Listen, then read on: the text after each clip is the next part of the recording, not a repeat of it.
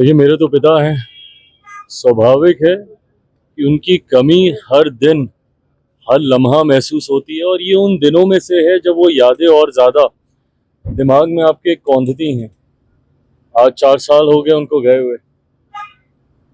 ये ऐसे लम्हे होते हैं जब आप उनको याद करें तो एहसास होता है कि आज से 4 साल पहले इस वक्त वो मेरे साथ थे।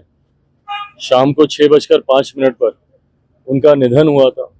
ये दिन बहुत सी यादों को, बचपन में बिताए हुए उनके साथ पलों को, पर मुझे खुशी इस बात की है कि आज वो जहाँ कहीं भी होंगे, इस बात को देखकर खुश होंगे, संतुष्ट होंगे। मुझे लेकर, अपनी पार्टी को लेकर उन्होंने बहुत सी उम्मीदें लगा कर रखी थी। मुझे लगता है कि आज कहीं ना कहीं मैं उनके सपनों को पूरा करने की उस राह पर निकल चुका हूँ। ये बात ज़रूर उनको संतुष्टि देती होगी। पार्टी को जिस मजबूत स्तर पर वो देखना चाहते थे, आज पार्टी के सांसदों की बात हो, अलग राज्यों में हमारे विधायकों की बात हो, संगठन देश भर में जिस तरीके से पार्टी का मजबूत हुआ है, ये तमाम वो विषय थे जिनको उन्होंने हमेशा प्राथमिकता देने का कार्य किया। आज जब वो हम लोगों के बीच नहीं है, उनकी याद, उनकी सिखाई बातें, उनके विचार, उनके सिद्धांतों पर चलना ही मेरे जीवन का एकमात्र लक्ष्य है और उसी लक्ष्य को पूरा करने का, पापा के सपनों को पूरा करने का हर संभव प्रयास कर रहा हूँ। भारत रत्न की बात चल रही है, भारत रत्न चुनाव के नतीजे सामने आ रहे हैं, क्या कहेंगे? देखिए, अभी जस्ट रुझान आने शुरू हुए हैं। मैं मानता हूँ, उम्मीद करता हूँ, जिस तरीके से भाजपा ने दोनों राज्यों में मेहनत की है, जिस तरीके से हरियाणा में 10 साल का कार्यकाल भारतीय जनता पार्टी का रहा है, मैं मानता हूं कि जनता कहीं ना कहीं विश्वास करती है भारतीय जनता पार्टी मेरे प्रधानमंत्री जी पर। उम्मीद करता हूं कि शाम तक जब परिणाम पूरी तरीके से आएंगे, वो उसी आधार पर होंगे जिसकी अपेक्षा हम लोग करते हैं। इसको नींद नहीं आ रही है, विपक्ष के लोग कह रहे हैं काफी अहम बताया जा रहा है विधानसभा चुनाव। देखिए, केंद्रीय गृह मंत्री जी से मुलाकात हुई है, कई विषयों पर हम लोग की चर्चा हुई, हम लोग की मुलाकातें हुई। मौजूदा राजनीतिक परिस्थितियां, जिसमें स्वाभाविक है कि आगामी बिहार के विधानसभा के चुनाव हैं, बिहारी हूँ, बिहार राज्य हमेशा से मेरे लिए प्राथमिकता रहा है, उसको लेकर भी चर्चा हुई। कई और राज्यों में, झारखंड में, अलग अलग राज्यों में जहाँ पे चुनाव होने हैं, उसको लेकर भी हम लोगों की सकारात्मक चर्चा हुई है। मैं मानता हूं कि आने वाले दिनों में उस सकारात्मक चर्चा के परिणाम भी हम लोग को देखने नीतीश को नींद नहीं आती, इस तरह के विपक्ष के लोग कह रहे मानसिक स्थिति उनकी ठीक नहीं है जब से बीजेपी के साथ गए हैं। क्या मिलेगा इस तरीके की व्यक्तिगत टिप्पणी करके? मैं पूछना चाहता हूं ना परिवार के लोगों, ये विपक्ष के लोगों से, भाई उनके भी परिवार में सदस्य हैं। संभवतः किसी ना किसी को उम्र के किसी ना किसी दौर पे कोई ना कोई परेशानी होती होगी। क्या इस तरीके से आप अपने परिवार के सदस्यों पे टीका टिप्पणी करेंगे? राज्य के मुख्यमंत्री हैं वो। मैंने हमेशा कहा है कि नीतियों पर घेरिए ना, घेरिए मेरी सरकार को, बिहार में हो, केंद्र में हो, नीतियों पर सवाल उठाइए, हम लोग की कार्यशैली पर सवाल उठाइए।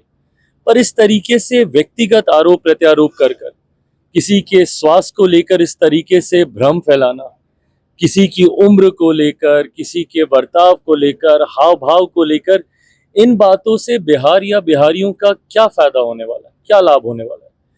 ये दर्शाता है कि विपक्ष किस तरीके से मुद्दाहीन है। उनके पास कहने के लिए अब कुछ बचा नहीं है, इसलिए इस तरीके की बातों का इस्तेमाल करके ओछी नीची राजनीति का वो परिचय दे रहे हैं। भारत रत्न की बात चल रही है, भारत रत्न अब चाहते हैं नीतीश जी और रामविलास पासवान जी को मिले, जिस तरीके से उनका व्यक्तित्व रहा है भारत के राजनीति में दोनों नेताओं का। देखिए, मेरा विश्वास मेरे प्रधानमंत्री आदरणीय नरेंद्र मोदी जी पर है। कुछ मांग कर लिया तो क्या लिया? मैं मानता हूं कि मेरे प्रधानमंत्री जी का जो रिश्ता मेरे नेता, मेरे पिता आदरणीय रामविलास पासवान जी से रहा है, मुझे, मेरी पार्टी को, मेरे दल को, मेरे कार्यकर्ताओं को उनसे कुछ मांगने की जरूरत नहीं है। आज से लगभग 3 साल पहले जब मेरे नेता, मेरे पिता आदरणीय रामविलास पासवान जी को उनके निधन के बाद जब भारत पद्म भूषण से जब उनको सम्मानित किया गया था, उस वक्त भी हम में से किसी ने उसकी मांग नहीं की थी। ये मेरे प्रधानमंत्री जी का प्यार और वो रिश्ता जो मेरे नेता का मेरे प्रधानमंत्री जी के साथ था, मेरे पिता का मेरे प्रधानमंत्री जी के साथ था, उसकी पुनः एक झलक देखने को मिली जब उन्होंने स्वतः उन्हें पद्म भूषण से सम्मानित करने का काम किया। मेरा विश्वास है कि मेरे नेता मेरे पिता को भारत रत्न से सम्मानित मौजूदा केंद्र की एनडीए सरकार में ही किया जाएगा। मेरे प्रधानमंत्री जी की सोच के आधार पर ही उनको भी ये सम्मान दिया जाएगा, ये मेरा विश्वास है। बंगले की पॉलिटिक्स होती है, आपने बंगला खाली किया था, कोई सामान नहीं ले गए थे, लेकिन तेजस्वी ने जो बंगला खाली किया, बीजेपी आरोप लगा कि सारा सामान ले गए। चिराग कोई पासवान मतलब जी नहीं। नीतीश कुमार को लेकर कहा जा रहा है कि उनको अधिकारी कंट्रोल कर रहे हैं और उनको कार्यक्रम में बोलने नहीं दिया जा रहा। जो भी मेरे मुख्यमंत्री को रत्ती भर भी जानता है, वो जानता है कि वो किस तरीके से मजबूत इच्छा शक्ति वाले व्यक्ति हैं।